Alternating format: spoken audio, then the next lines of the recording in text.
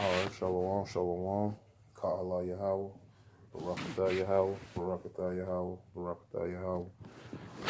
Shalom to our nights, Israel. Marshals. This right here, this is going to be more or less the finale. And this one is going to be going into the amalgamation of the nations who coming against us. And we're going to be covering a few books, covering a few scriptures. So it'll probably be best, number one, for you to go ahead and have you a pen and a pencil. The books, if you want to get all of this with your own eyes, you're going to definitely need to get your Stones, Book of Jasher, KJV, the Apocrypha, and then we got some visual to back a little bit of this stuff up. And like I said, this is going to be the amalgamation of the nations that came against us, and ultimately big secrets that they've been hiding and how they've been hiding their identity. And so we're going to get this. I guess we'll start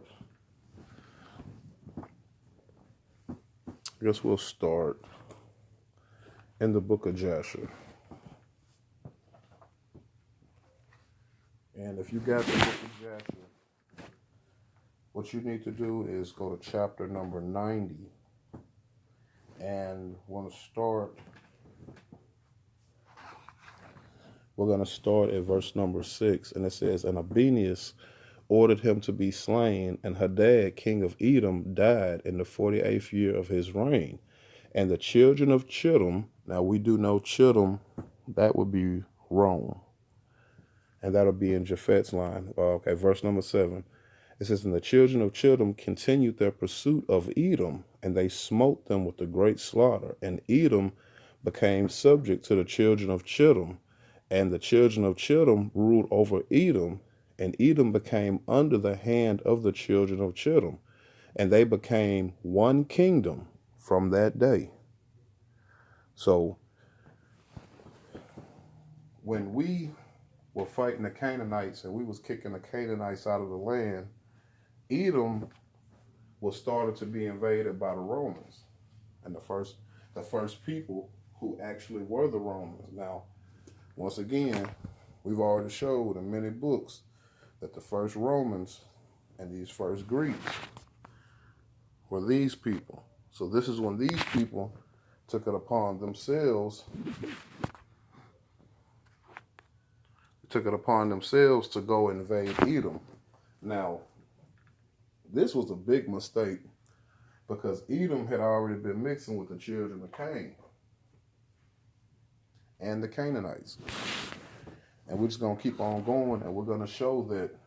I heard the other day, a false prophet say that it was Babylon that took down Tyre, but that's definitely not true. And I'm going to go ahead and let's show this little piece of history, and then we're going to back this up.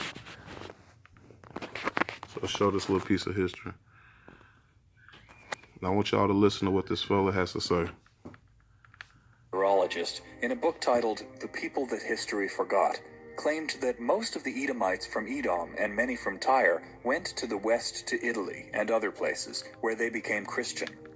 Okay, so let's stop. It says most of the Edomites from Edom and many from Tyre. So who's living in Tyre? These are Edomites. They're already living in Tyre. It's going to become important. And it said what they do, they became Christian. So the same Edomites from Tyre have become Christian. So if you can, go ahead. Can you read Psalm 83?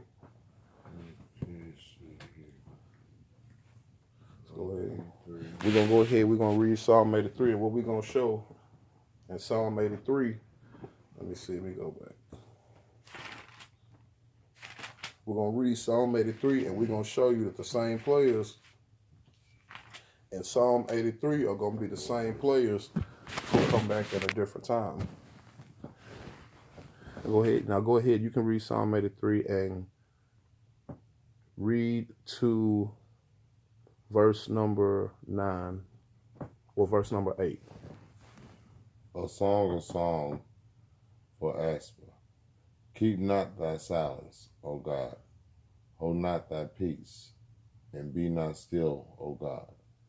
For lo, thy enemies make A a tumult, and they that hate thee have filled up the head.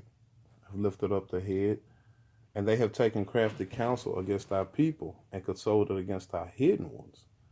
It says, they have said, come, and let us cut them off from being a nation, that the name of Israel be no more in remembrance. Now, let's stop. Before we keep going, they've made a deal to do this to us. Now, we're finna show you how Psalm 83 and Ezekiel 38 connect. Go ahead, keep reading. For they have consulted together with one content. They are confederate against thee. The tabernacles of Edom and the Ishmaelites of Moab, and the Hagarenes, Gobel, Amor, and Ammon, Amalek, the Philistines with the inhabitants of Tyre. With the inhabitants of Tyre, keep going. Assur also is joined with them. They have holpen the children of Lot. Do unto them as unto the Midianites. Okay, we're going to stop right there. Now, the characters or the people who have been named off in verse number 6, the tabernacles of Edom and the Ishmaelites of Moab, the Hagarenes, Gabal, Ammon, the Amalek, the Philistines, with the inhabitants of Tyre. Now, what we're going to do here is we're about to demonstrate and we're going to show y'all that the same players who are in Psalm 83 later on become the same players who are in Ezekiel 38. And what we're going to do is get some precepts and we're going to show some stuff that happens. So, next thing we're going to do, we're going to go back to Ezekiel 27. I'm going to go to Ezekiel 27, and I believe that's going to be verse number 9 and 10. We just want to, or is that Ezekiel 27? Yeah, okay. It says Ezekiel 27, verse number 8, 9, and 10. It says, the inhabitants of Zidon and Arvadad were thy mariners, the wise men of Tyrus that were in thee were thy pilots. The ancients of Gabal and the wise men therefore in the caulkers, and the ships of the sea with their mariners were in thee to occupy the merchandise. Now, let's stop. He's showing you that Sidon are workers. Okay, Sidon are workers for Tyre, and Sidon is actually, they are subject to Tyre, and we just showed you why they subject to Tyre. Salakia. They're subject to Tyre because most of the Edomites from Edom and many from Tyre went west to Italy and other places where they became Christian. So, now what we're going to do, because remember, the book of Joshua said that the Edomites and the Romans became one people, or that the Edomites and the Japhetites became one people, one kingdom.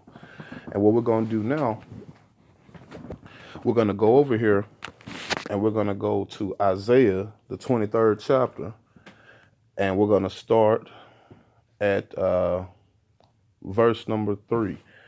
Isaiah 23, starting at verse number 3. Through many waters came the seed of the Nile, and the harvest the river at her produce. She was the marketplace for all the nations. It says, be ashamed, O Sidon, for the sea has spoken, for the fortress on the sea, saying, I have not gone into labor, and I have not given birth, nor have I raised up youths near maidens. Then the news reaches Egypt will tremble when Tyre heard the news. Move on, tarnish. Wail, O daughters of the island. It says, is this your joyous city?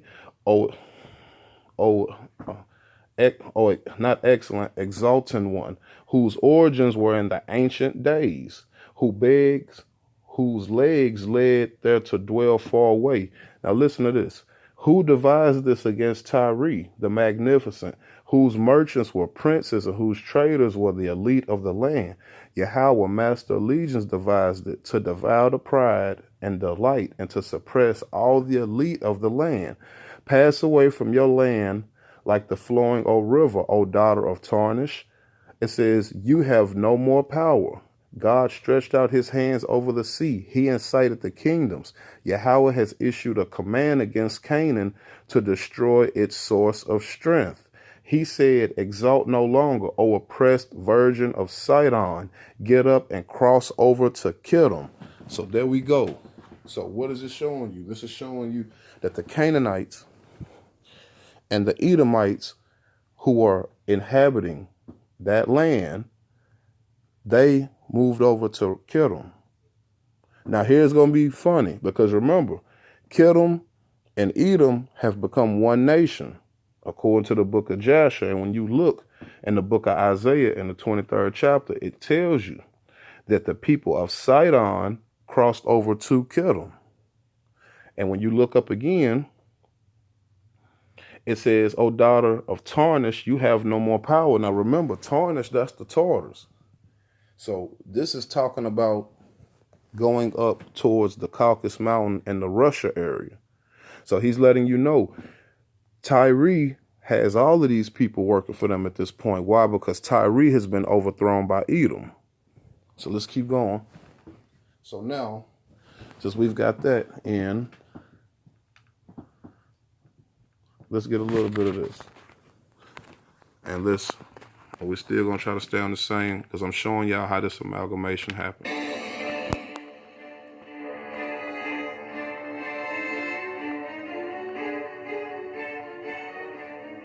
Brutus of Troy battles with the giants of Albion.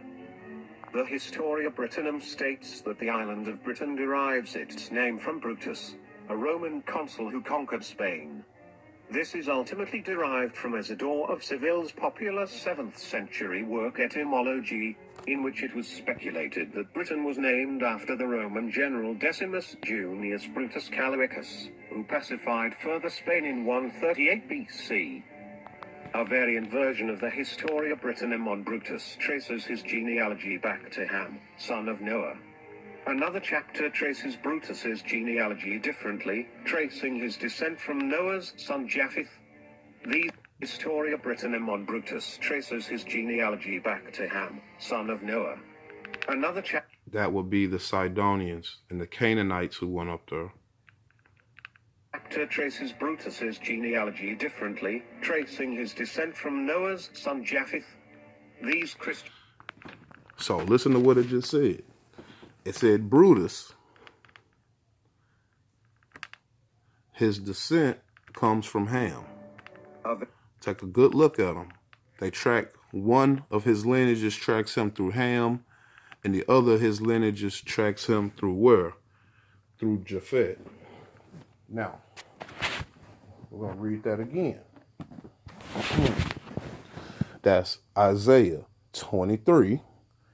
And I'm going to start here, verse number 11. God stretched out his hands over the sea. He enticed the kingdoms. Yahweh has issued a command against Canaan to destroy the source of strength. He said, exalt no longer, oppressed virgin of Sidon. Get up and cross to Kittim, to Rome. But even there will be no rest for you. Why? Thank you, because they're at war as soon as they get up there. They're having a fight. Because why? They're leprous and they're giants. Some of them have giantism. And this is exactly why when you look, and this is the Battle of Troy. Okay? So remember, what are they showing you at the beginning? They're showing you giants. And I'm going to show you this. Let's keep going. Now watch this. A Roman consul who conquered Spain. Oh, let's go back. We're going to go back here. Brutus Caluicus, who pacified further Spain in 138 BC. A variant version of the Historia Brittonum on Brutus traces his genealogy back to Ham, son of Noah. Another chapter traces Brutus's genealogy differently, tracing his descent from Noah's son Japheth. These Christian traditions conflict with the classical Trojan genealogies, relating the Trojan royal family to Greek gods. Yet another Brutus, son of Hisician, son of Alanus, the first European, also traced back across many generations to Japheth and is referred to in the Historia Brittonum. Geoffrey of Monmouth's account tells much the same story, but in greater detail. The Trojans land on a deserted island and discover an abandoned temple to Diana. After performing the appropriate ritual, Brutus falls asleep in front of the goddess's statue and is given a vision of the land where he is destined to settle, an island in the Western Ocean inhabited only by a few giants. After some adventures in North Africa and a close encounter with the Sirens, Brutus discovers another group of exiled Trojans living on the shores of the Tyrrhenian Sea, led by the prodigious warrior Corinus. In Gaul, Corinus provokes a war Bingo. with Nefarious Pictus, king of Checkmate. Y'all see that? Magog. Aquitaine, after hunting in the king's forests without permission. Brutus's nephew Turinus dies in the fighting, and the city of Tours is founded where he is buried. The Trojans win most of their battles but are conscious that the Gauls have the advantage of numbers, so go back to their ships and sail for Britain. The Gauls. Remember, these is Gomer. Then called Albion. They land on Teutonsian Miletus, the sea coasts of Totnes. They meet the giant descendants of Albion and defeat them. Brutus renames the island after himself and becomes its first king. Corinus becomes ruler of Cornwall, which is named after him, previously known as Cronos-El. They are harassed by the giants during a festival, but kill all of them but their leader, the largest giant Gomegot, who is saved for a wrestling match against Corinus. Corinus throws him over. Notice he called that giant name was Gomergot. That's Gog and Magog. To his death. Brutus That's Gog and Magog. So now, since we've seen this amalgamation, now remember, let's just walk through some of the stuff we went over. The book of Jasher. So let's go back. Now, if you would, can you get that Daniel chapter 11, verse number 30? And I'm going to read this book of Jasher. This is chapter 90. Starting at verse number 8. And the children of Chittim ruled over Edom, and Edom became under the hand of the children of Chittim, and became one kingdom from that day. This is book of Jasher, chapter number 90, verse number 8, verse number 9. And from that time they could no more lift up their head. Their kingdom became one with the children of Chittim. So Edom has been conquered by the people who we know as the original Romans. This was a great mistake because Edom had already mixed in with the children of Cain. So Edom now has leprosy that cannot be healed. All right, so go ahead and get that. Verse 30. Ships of Chittim, will come against the south, and he will be weakened. He will then return. Then he will be upset at the Holy Covenant and act accordingly. Then he will return. That's all right. But the children of Chittim, he's letting you know they're going to come against the south. So once again, this is prophesied in Daniel. This is talked about in the book of Jasher. And now let's go to Ezekiel 38. Now let's look at who these players have mutated into, because this is the crafty counsel they took. They all just became very confederate and became one big family. We're going to prove that in just a minute. So let's get Ezekiel 38.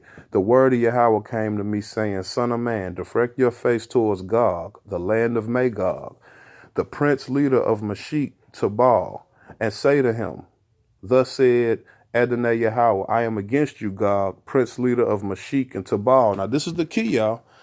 Notice, Javon is not in here.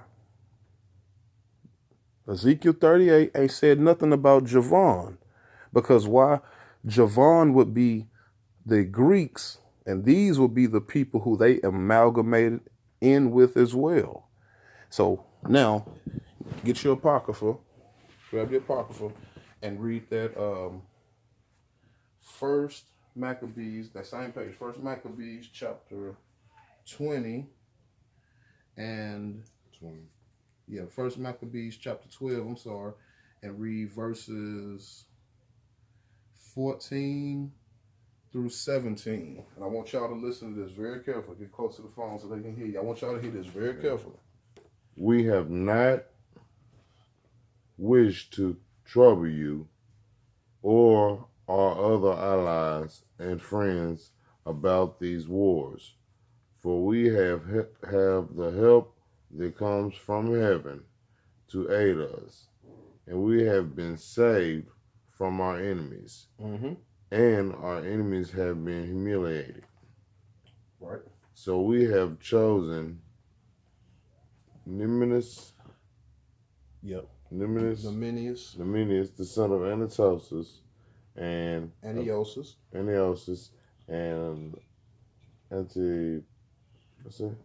and Antipater, the son of Jason, and have sent them to the Romans to renew our former relations. Stop right there. And they have sent. Now listen, Jason, or wicked ass Jason, and wicked ass Antiochus Epiphanes, now are able to go to the Romans, and I'm gonna tell you why. Because remember what it told you at first. I'm gonna get this myself. That's gonna be First Maccabees. I'm gonna show you why. And we're gonna go to First Maccabees. Sorry, that's Bell and the Dragon. And I'm going to Egypt and Plundered. And I'm gonna start right here. And those days, and this First Maccabees starting at verse number 14. It says, and they built a gymnasium in Jerusalem in the heathen fashion.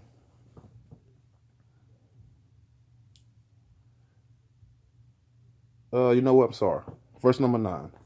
And it says, after his death, and they're talking about Alexander the Great, it says they put on crowns, and he did as he did, and their sons after them. In many years they did much evil on the earth. Thus sprang from them a skillful shoot named Antiochus Epiphanes, the son of King Antiochus. He had been a hostage in Rome and became king. Now, this is the key, y'all. Why is Antiochus a hostage in Rome? Why are they letting you know he was already a hostage in Rome, but yet in the 12th chapter, now he's going back up to the Romans to establish diplomatic relations? Why? Because I'm going to show you. Because Antiochus Epiphanes, they are not the Greeks. These are the barbarians, or the amalgamation of Esau, the Canaanites, and Japhet. And the hidden people, they have all come together and become one big inbred family. So the original people of Rome, they was beating those people back into the Caucasus Mountains.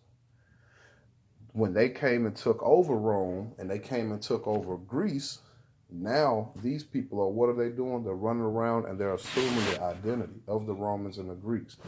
So let's deal with sister real quick. And I want y'all to hear what the sister has to offer.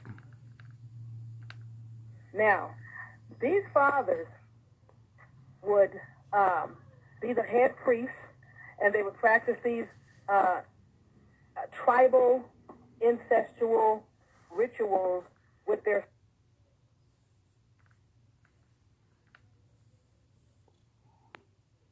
Now, y'all seen that. sons and with their daughters. Now, one of the things that they did was, over time, these individuals that were the heads of the household were considered the priests of the family. Now, she's talking about when these people have all become Rome. Now, please listen. Eventually, these little pockets and little clans begin to coalesce into tribes, meaning this little household started practicing these Saturnalia rituals and what have you with the next household and the next family. And they grew and grew like that. Ultimately, over time, what you guys currently call the Roman family became technically all one inbred bloodline. Now, this is what was really deep about how that mess went down. Wait, book one more time. One more time. Book of Jasher, chapter 90. Because the sister's telling you the same thing we're telling you. These are the same players of the game. Book of Jasher, chapter 90, verse number 8. And the children of Chittim ruled over Edom, and Edom became under the hand of the children of Chittim, and they became one kingdom from that day. One big inbred family. Like sheep.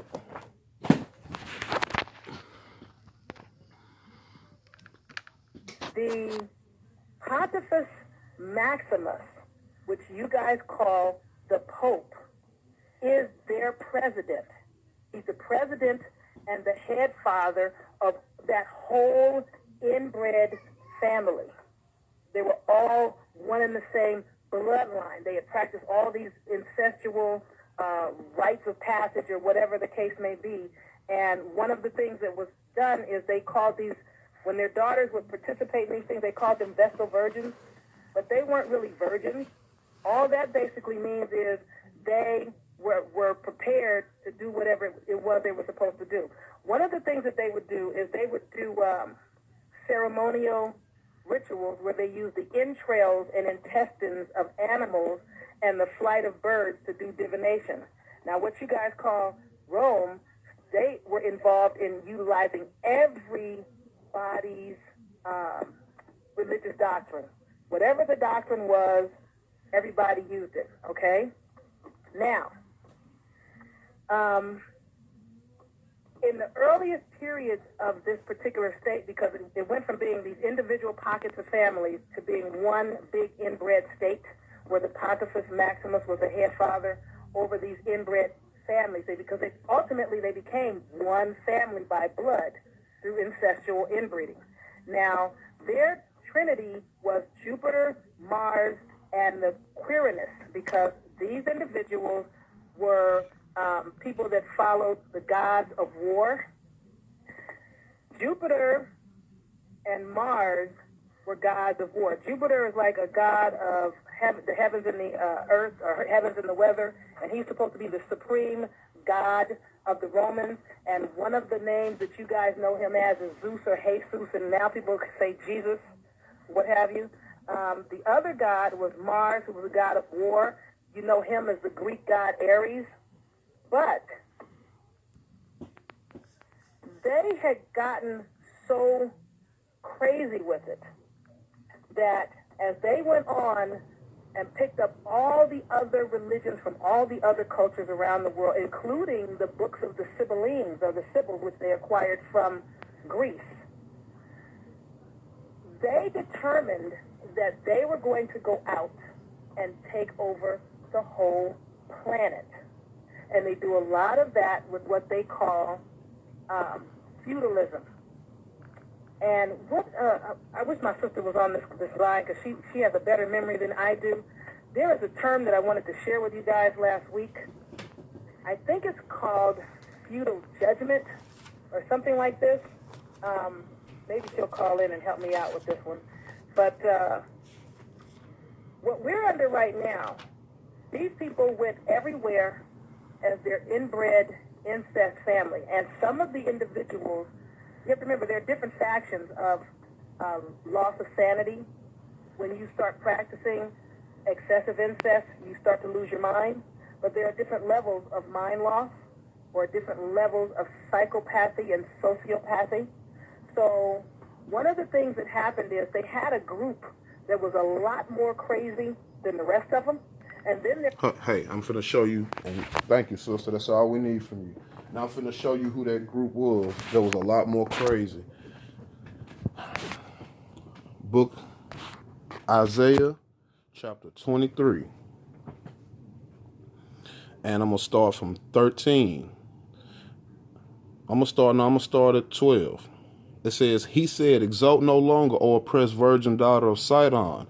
Get up and cross to Kittim. But even there will be no rest for you. Behold, this is the land of the Chaldeans. For this nation never used to be there. Assyria founded its fleets and they erected its towers. Now they are destroyed. Its places has been made a ruin. Why? Because the Chaldeans are the Scythians. The same people that we've been talking about, the Ashkenazis. And what do? To that place Assyria built for them, they made it a ruin. This is why Yahweh told, O daughter of Sidon, there will still be no rest for you. And we're showing you this battle of Troy and Brutus. We've walked you through these precepts because during the Assyrian conflict, when we left, and we're going to add a little bonus content on, when we left our own trail. And in fact, go ahead, if you would, go ahead, get the Apocrypha and get that second address. And we finna show y'all and prove to y'all that after Assyria, most of us left and we made our way to America. And I'm gonna show y'all some proof of this.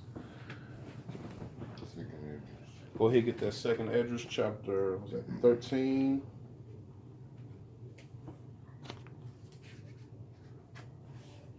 Second address, chapter 13, starting at verse number 40 through 45.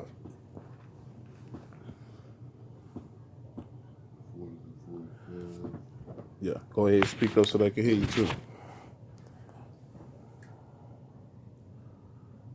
These are the 10 tribes that in the days of King Hoshea were carried away from their own land into captivity, whom Shalmaneser, king of Assyria, made captives and carried beyond the river. They were carried off to another country, but they formed this plan among themselves to leave the heathen population and go to a more distant region where the human race had never lived. Okay, so stop. To leave the what? The heathen population. Why? Because, like the sister said, they had started practicing incest to the point to where Japhet, Edom, and Canaan all became one nation and became one big inbred family. And just to prove to y'all that we had left after the Assyria thing, I want y'all to see this and I want you to pay close attention. It's been coming out here lately about Moses, his depiction in Russia being black, right? So here goes the evidence. Let's back this all up. Defenses white cities. And in Russia itself, they call the crown lands and those of the nobility that are free from taxes and contributions white lands. And on the contrary, they call all farms and grounds in cities that pay taxes black grounds. They also call the peasants and lower sort of people chorny ludi, meaning black or mean people, because black is a color not esteemed in Russia. So why am I presenting this segment before I go to the actual history of the Khazar people? Because it proves that the peoples, specifically the black race of Lithuania and Poland, were what history detailed as Jews, or more properly, Ever, or later through the English translation, Hebrew people. What, you hear what he said? The people of Russia, the original inhabitants of Russia. What did he say? Or more properly, Ever, or later through the English translation, Hebrew people. History detailed as Jews, or more properly, Ever, or later through the English translation, Hebrew people. So Hebrew people were living up in the top of Russia, making depictions of our prophets, Moses. This is when we left. One more time. Second Esdras, chapter 13, starting at verse number 40. These are the 10 tribes in the days of King Hoshea were carried away from their own land into captivity, who Shalmaneser, king of Assyria, made captives and carried beyond the river. They were carried off to another country, but they formed this plan among themselves to leave the heathen population and to go to a more distant region where the human race had never lived, so that they perhaps might keep the statues which they had not kept in their own country. So that right there, that is the amalgamation of our enemies. This is how we made it to America. I hope you took this notes down. I want to say Kahala Yahweh, Barakatah Yahweh, Barakatah Yahweh, Barakatah Yahweh. I hope y'all got something from this. The same players who were in Psalm 83, those are the same players in Ezekiel 38. Why? Because the children of Rome, the Edomites, and the Canaanites, they became one big inbred nation. So with that, I want to say I yield. Shalom.